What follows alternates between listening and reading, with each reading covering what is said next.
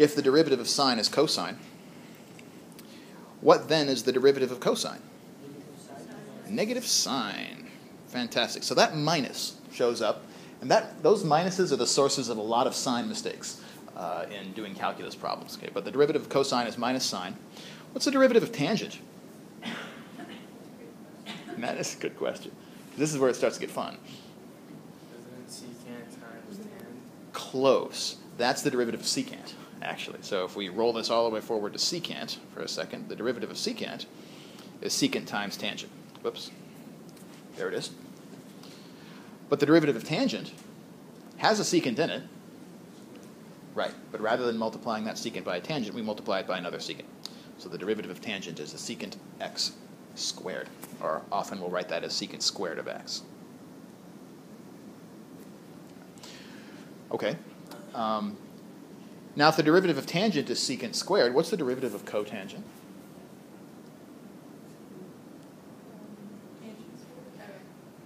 Close. I'm going to give you a little trick to remember this in a second. But see if you can guess what the trick is. If the derivative of tangent is secant squared, the derivative of cotangent ends up being cosecant squared, but it also has that minus sign in front of it. So looking at these two in rapid succession here, tangent becomes secant squared, cotangent is negative cosecant squared.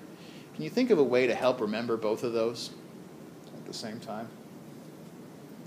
If tangent becomes secant squared, cotangent is minus cosecant squared. So here's a hint, and this works for every function-cofunction pair in trigonometry. And that is, if I'm taking the derivative of a cofunction,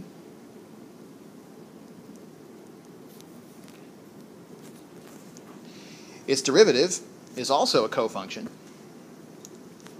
So cotangent became cosecant squared, but also accumulated a minus sign. So what do I mean by this little mnemonic? What I mean is, if we know what the derivative of one of our trig functions is, namely that sine becomes cosine, then this little mnemonic should tell me how to take the derivative of cosine, which is the cofunction of sine, just by taking the cofunction of cosine. What's the cofunction of cosine? Yeah, so I get a sign here, and then I also get that minus.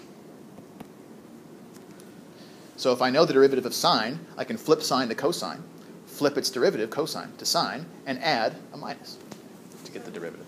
So you're talking about cosine, cotangent, and cosecant. Right. So Everything else will be positive? That's right. That's right. So all the cofunctions end up with a minus sign in their derivative. So tangent of x. If we know that the derivative of tangent is secant squared, then we can use this little device to flip this around. If I flip tangent into cotangent,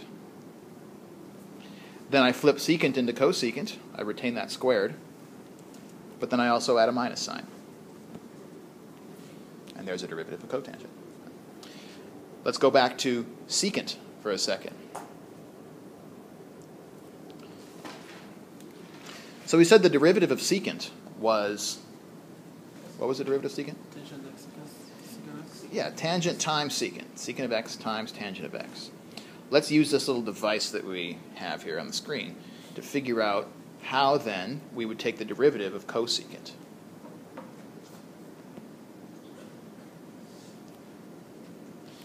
So we're supposed to flip all of these for their cofunctions. So instead of secant on the right, here I have cosecant. Instead of tangent, cotangent. And what am I still missing? Minus sign. There we go. So what I intend by all this is that if we know what the derivatives of sine, tangent, and secant are, so commit those to memory, okay, then the derivatives of their cofunctions we can find just using this little trick. Flip all the functions for their cofunctions and include a minus sign. And we get the derivatives of the others. Okie doke. Another little handy-dandy trick that I like for remembering derivatives of at least sine and cosine is to think of it in the following way. Can I ask you a question? Yeah. Why is it that secant x is squared? In this derivative? Yes. Well, one of the ways we could understand that is by rewriting tangent as sine over cosine. So one of the ways to think about it is that tangent is really made up of two pieces, a sine piece and a cosine piece in a quotient. And then if I'm going to take the derivative, what rule of derivatives is going to apply to this function? If I'm taking the derivative of sine divided by cosine. Could technically do the chain rule, but I think the way that this is set up suggests another rule that let's remember for a minute. How about the quotient rule? Yeah. So how does a quotient rule help us to find this derivative? Or how would we use the quotient rule in this example? How does a quotient rule work? Isn't it negative b plus or minus square root of b squared minus 4ac? Quadratic formula. That's the Quotient, the other Q. Quotient rule. You separate into two functions. Top one be f, bottom one's g. So Okay. you do g times f prime minus f times g prime over g squared. Great.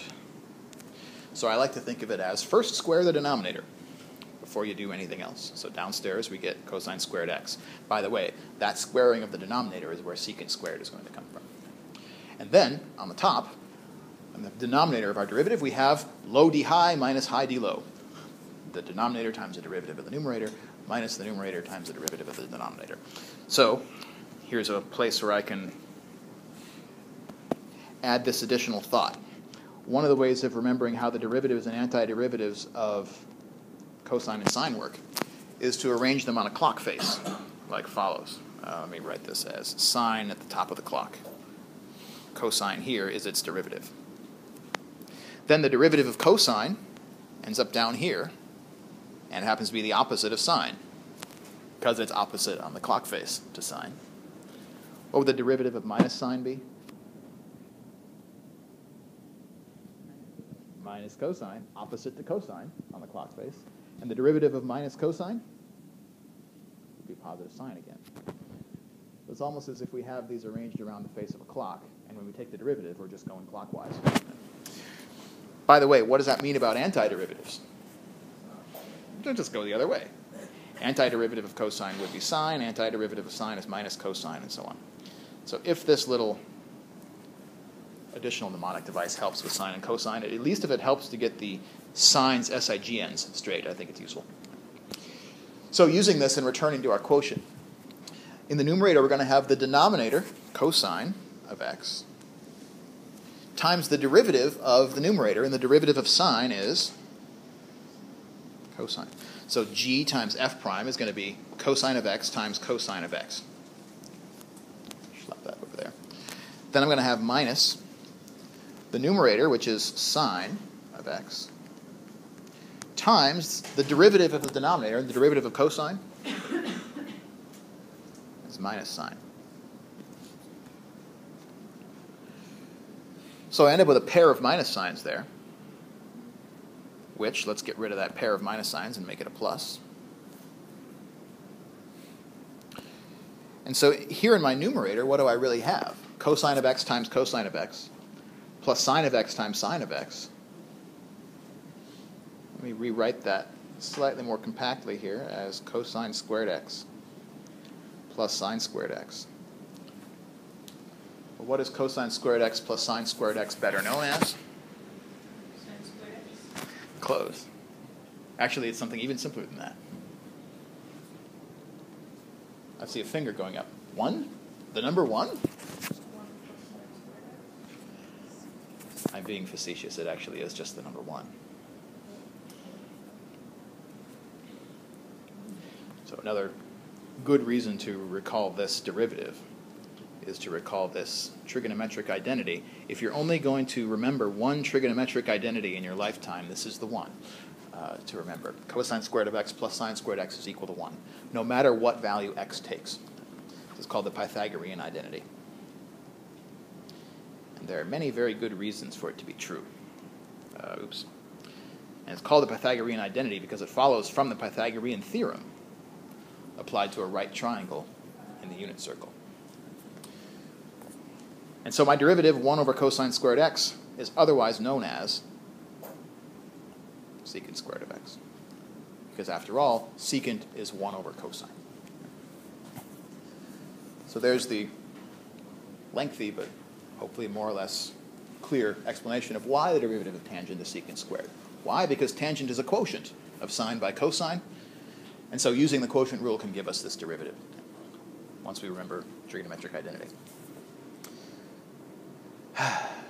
Yeah, this is what we get to make friends with this semester.